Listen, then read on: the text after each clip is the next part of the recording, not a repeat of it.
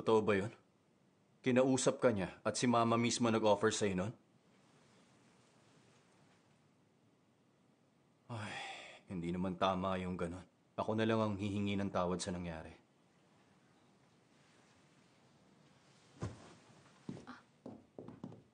Saan ka pupunta? Alam mo na. Bakit ba? Pipigilan mo na naman ulit ako?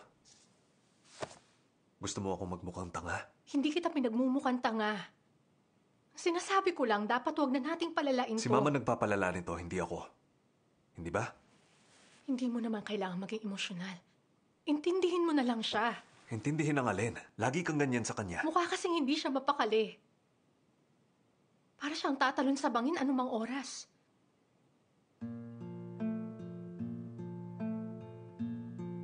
Kahit pagkatapos siyang dumugin paglabas ng article, lumapit siya sa akin.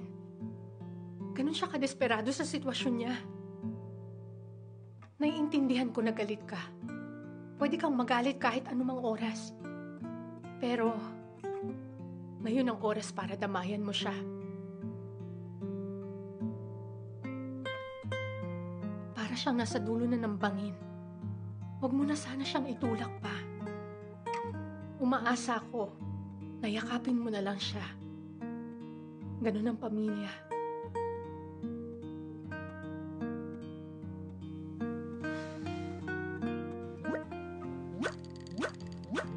Ay, naku, pambihira. Bakit akong tinatanong nila sa chairwoman? Hindi naman ako sekretary ni Director So. Ay, nako. Kung nangyari to noon pa, wala sana akong pake sa nangyayari sa chairwoman. Pero ngayon naiisip ko na mama siya ni Juwon, parang naaawa na ako sa kanya. Kaya nga, no? Kung iisipin mo na alam na ng buong bansa na nangangaliwa ang papa mo. Ay! Ay, grabe. Ay, pero atin-atin lang ha. Pagkatapos kong ma-promote, bumili ako ng stocks dito. Dahil pakiramdam ko, mas maganda ang kumpanya natin dahil sa akin. Pero huwag naman sana bumaba ang stock prices dahil dito. Ay, hindi talaga pwede bumaba ang price. Yung necktie ko hindi pwede bumaba. Bumili ako ng mumurahin dahil gusto kitang... Ano yun? May nangyari na naman ba? Kung sa akin may mangyayari. Narinig kaya nila ako. Paano ko ma-demote ako pagkatapos maging manager? Anong gusto mong sabihin? Nakakampi ka kay Mama? Hindi ko siya kinakampihan. Pero, sa tingin ko tama ang sinabi ni Yunso. Isang tabi mo muna yung galit mo. At maging kapamilya ka niya muna. Alam naman nating pareho na kahit kailan hindi siya nagpakaina sa ating dalawa. Tayo rin hindi naging mabuting anak sa kanya. Ang totoo, inimbitahan din ni Mijin si Mama sa bahay namin pagkatapos mong umalis. Mukha daw malungkot si Mama. Si Mijin at si Yunso, kaya nilang makita ang kahinaan ni Mama.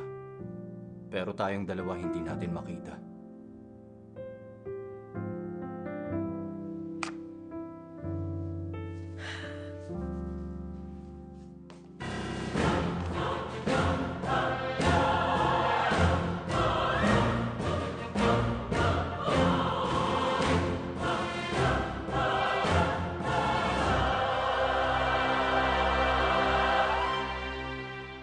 Mama,